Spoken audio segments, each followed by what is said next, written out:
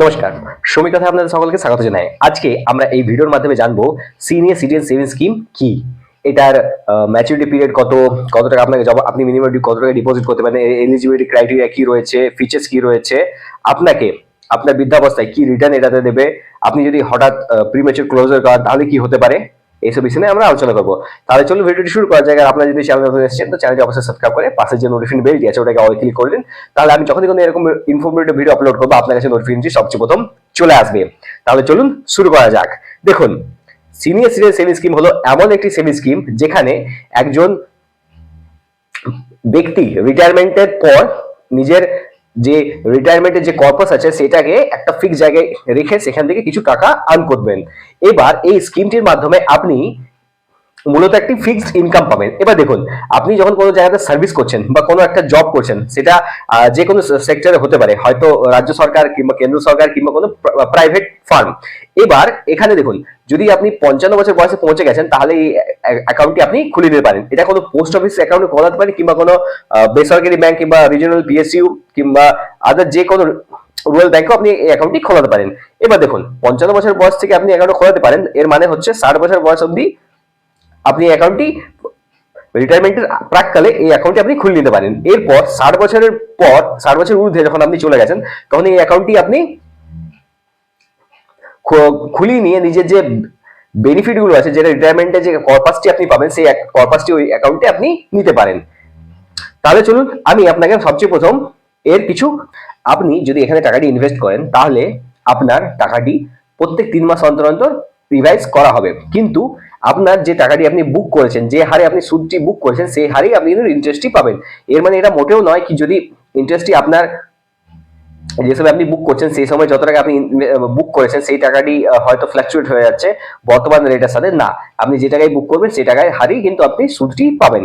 এবার এই সুদটি প্রত্যেক 3 মাস অন্তর অন্তর আপনার অ্যাকাউন্টে কিন্তু ক্রেডিট করা হবে। এছাড়া আরেকটা জায়গা হচ্ছে ফিক্সড ইনকাম। আপনি এখানে যেহেতু সিনিয়র সেভিংস স্কিমের মধ্যে টাকাটি ইনভেস্ট করেছেন, এটা হলো একটা প্রবীণ নাগরিকদের জন্য স্থায়ী ইনকামের একটা উৎস। এটি শুরু করা হয় 2004 সালে ভারত সরকার দ্বারা। ভারত সরকারের খুব সুন্দর একটা ব্যাকআপ প্ল্যান কিন্তু এখানে রয়েছে। এবার চলুন আমি আপনাকে কিছু ডিপোজিট নিয়ে বলে নিই, আপনি ন্যূনতম কত টাকা ডিপোজিট করতে পারেন আর ম্যাক্সিমাম কত টাকা ডিপোজিট করতে পারেন। দেখুন, আপনি যদি এসসিএসএস এর মধ্যে অ্যাকাউন্ট খোলাতে চাইছেন তাহলে আপনি ন্যূনতম 1000 টাকা দিয়ে অ্যাকাউন্টটি খোলাতে পারেন, কিন্তু ম্যাক্সিমাম যে টাকাটা আপনি ইনভেস্ট করতে পারেন সেটা হচ্ছে 30 লক্ষ টাকা অবধি। আপনি এখানে, হ্যাঁ, এখানে আপনি ঠিকই শুনলেন, 30 লক্ষ টাকা অবধি এখানে আপনি ইনভেস্ট করাতে পারেন। এইবার যখন এটা এত বড় অ্যামাউন্ট আপনি যখন ইনভেস্ট করাবেন, সেটা আপনি একটার থেকে বেশি অ্যাকাউন্টে আপনার আলাদা আলাদা ব্যাংকেও আপনি করাতে পারেন, কিন্তু 30 লাখ টাকা অবধি এটা কিন্তু লিমিট রয়েছে। এটি আপনি আপনার ওয়াইফের সাথে এই অ্যাকাউন্ট, জয়েন্ট অ্যাকাউন্টে আপনি খোলাতে পারেন। দেখুন, এই অ্যাকাউন্টে যদি আপনি খোলাতে চান তাহলে আপনার যেহেতু আপনি অবসরপ্রাপ্ত, এটি আপনাকে আপনার স্ত্রীর সাথেই খোলাতে হবে। এছাড়া যদি আপনি মনে করবেন কি আপনি আপনার পরিবারের অন্য কারোর সাথে অ্যাকাউন্টটি খোলাতে যাবেন, কিন্তু সেখানে কিন্তু এই অ্যাকাউন্টে আপনি খোলাতে পারবেন না, আর আপনার অ্যাকাউন্টের অধিকারী আপনি ছাড়া আপনার ওয়াইফ হয়ে থাকবেন। ধরুন, এবার আমরা ম্যাচুরিটি পিরিয়ড নিয়ে কিছু কথা বলে নিই। দেখুন, আপনি যদি সিনিয়র সিটিজেন সেভিংস স্কিমের মধ্যে টাকাটি ইনভেস্ট করছেন তাহলে আপনার যে টাকাটি ইনভেস্ট আপনি করেছেন সেটি কিন্তু 5 বছরের একটা লক ইন পিরিয়ডের জন্য আপনি ইনভেস্ট করেছেন। এইবার এই টাকাটি যখন আপনার ম্যাচুরিটি হয়ে যাচ্ছে তখন কিন্তু আরো 3 বছরের জন্য আপনি এক্সটেন্ড করাতে পারেন একটি ফর্ম ফিল আপ করে। এটি যে রিভিশনটা আপনার অ্যাকাউন্টে দেওয়া হবে তখন তখন কিন্তু বাজার দরে যা রেট চলবে সেই অনুযায়ী কিন্তু আপনার ইন্টারেস্টটি এখানে ক্রেডিট করা হবে। প্রিমেচার ক্লোজ করানোর জন্য কিছু কিছু নিয়মগুলো আছে, সেগুলো আমি আপনাকে বলে দিই। সিনিয়র সিটিজেন সেভিং অ্যাকাউন্ট খুলিয়েছেন, তাহলে যদি আপনি 1 বছরের ভিতরে আপনার অ্যাকাউন্টটি বন্ধ করান তাহলে আপনার যে অ্যাকাউন্টে যদি কোনো ইন্টারেস্ট আর্ন করে থাকবে আপনার অ্যাকাউন্টটি, তাহলে ওই অ্যাকাউন্টটি ইন্টারেস্টটি কেটে নিয়ে আপনাকে টাকাটি ফেরত দেওয়া হবে। এছাড়াও যদি আপনি 1 বছরের ঊর্ধ্বে কিংবা 2 বছরের আগে যদি অ্যাকাউন্টটি আপনি বন্ধ করান তাহলে আপনার অ্যাকাউন্ট থেকে 1.5% ইন্টারেস্ট কিন্তু আপনার অ্যাকাউন্টে চাপানো হবে। এবার দেখুন, যদি আপনি 2 বছরের বেশি অ্যাকাউন্টে টাকাটি ফেলে রেখেছেন তাহলে কিন্তু আপনার অ্যাকাউন্ট থেকে 1% পেনাল্টি চার্জ করা হবে। এছাড়াও দেখুন, যদি আপনি আপনার অ্যাকাউন্টটিকে এক্সটেনশন পিরিয়ডের মধ্যে নিয়ে গেছেন তাহলে ওই 3 বছরের আগে যদি আপনি 1 বছর ক্রস করে গেছেন তাহলে আপনার যে অ্যাকাউন্টে যে টাকাটি আপনার জমা হয়েছে সেই টাকাটি আপনাকে রিটার্ন দিয়ে দেওয়া হবে, এখানে কোনো চার্জ নেওয়া হবে না। এছাড়া দেখুন, প্রিমেচুর ক্লোজের ক্ষেত্রে যতটা টাকা আপনার ইন্টারেস্ট ক্রেডিট হবে সেটার উপর কিছু টাকা পেনাল্টি চাপিয়ে আপনার যে টাকাটি রয়েছে সেটা আপনাকে রিটার্ন দিয়ে দেওয়া হবে। এবার এছাড়া একটা অনেক বড় পয়েন্ট রয়েছে, আপনি একসাথে কিন্তু অনেকগুলো অ্যাকাউন্টে যদি আপনার টাকা রয়েছে, সেই টাকাটি কিন্তু একবারে বা একসাথে আপনি কিন্তু উইথড্রল করতে পারবেন না। ওই লিমিটের মধ্যে আপনাকে আপনাকে এটা খুব ধীরে ধীরে কিন্তু করতে হবে। এবার আমরা কিছুটা কথা অ্যাকাউন্ট বন্ধ করা নিয়ে বলে নিই। ক্লোজিং অফ অ্যাকাউন্ট, দেখুন যদি আপনার অ্যাকাউন্টটি পরিপক্ক হয়ে গেছে, মানে ম্যাচুরিটি পিরিয়ড আপনার ক্রস করে গেছে, 5 বছর আপনার হয়ে গেছে, তাহলে আপনি অ্যাকাউন্টটি খুব নির্দ্বিধায় খুব সুন্দরভাবে ক্লোজ করতে পারেন। আপনার যে টাকাটি জমা হয়েছে সেই টাকাটি আপনি নিজের কাছে অ্যাকাউন্টে পেয়ে যাবেন। এছাড়া যদি আপনার যিনি অ্যাকাউন্ট হোল্ডার রয়েছেন ওনার যদি কোনো কারণবশত ডেথ হয়ে যায়, তাহলে ওনার যে অর্ধাঙ্গিনী রয়েছেন মানে ওয়াইফ, উনি কিন্তু এই অ্যাকাউন্টটি ক্লোজ করিয়ে টাকাটি উইথড্র করতে পারেন, অথবা ওই টাকাটি যেভাবে ছিল সেইভাবে রেখে ওই টাকাটার মধ্যে যে ইন্টারেস্ট উনি পাবেন সেই ইন্টারেস্ট উনি নিতে পারেন। এটা ম্যাচুরিটি পিরিয়ড অবধি এই ফ্যাসিলিটিটা কিন্তু এখানে রয়েছে। দেখুন খাতা ধারকের যদি মৃত্যু হয়ে যায় তাহলে অ্যাকাউন্টটি কিন্তু বন্ধ করা যাবে। এবার চলুন আমরা কিছুটা কথা বলে নিই এক্সটেনশন আফটার ম্যাচুরিটি, মানে যদি আপনার অ্যাকাউন্টটি ম্যাচুরিটি হয়ে গেছে তারপরে যদি আপনি অ্যাকাউন্টটিকে এক্সটেন্ড করাতে চান তাহলে কি করতে হবে। দেখুন 5 বছরের ঊর্ধ্বে আপনি 3 বছরের জন্য অ্যাকাউন্টটিকে এক্সটেনশনের পিরিয়ডে ফেলতে পারেন। এবার যে মেন পয়েন্ট হচ্ছে সেটা হচ্ছে আপনি যখন ওই টাকাটি এক্সটেনশন পিরিয়ডে ফেলবেন ওই সময় মার্কেটের যে রেট রয়েছে সেটা যেভাবে রিভাইজ হবে সেইভাবেই কিন্তু আপনাকে ওই সুদের হারটা আপনার পোস্ট অফিস বা ব্যাংক আপনাকে দেবে। ওই সময় কিন্তু ওই ফিক্সড ইনকামটা একটু এখানে ইনফ্লেট করে কি ওইখানে ফিক্স না দিয়ে ওইটা কিছুটা আপ ডাউন এখানে করতে পারে। দেখুন আপনি যদি অ্যাকাউন্টিং এক্সটেনশন করতে চান তাহলে আপনি যখন আপনার অলরেডি অ্যাকাউন্টটি রয়েছে, যখন আপনার অলরেডি 5 বছরের টার্মে রয়েছে, তখন আপনি অ্যাকাউন্টটি একটি ফর্ম ফিল আপ করে একটা এক্সটেনশন জন্য বলতে পারেন, অথবা 5 বছর পূর্তি হওয়ার পরেও কিন্তু আপনি এটাকে এক্সটেনশনের জন্য বলতে পারেন। এছাড়া এই যে এক্সটেনশনের যে সিস্টেমটি রয়েছে এই সিস্টেমটি বা এই পার্টটি মাত্র আপনি একবারই ব্যবহার করতে পারবেন, এটা কিন্তু বারবার কিন্তু আপনি পারবেন না। দেখুন যদি আপনি খাতাটি এক্সটেন্ড করে দিয়েছেন তাহলে আপনার যে অ্যাকাউন্টটি রয়েছে সেটা কিন্তু 3 বছরের জন্য একটা লকের পিরিয়ড আবার এক্সটেন্ড হয়ে গেল।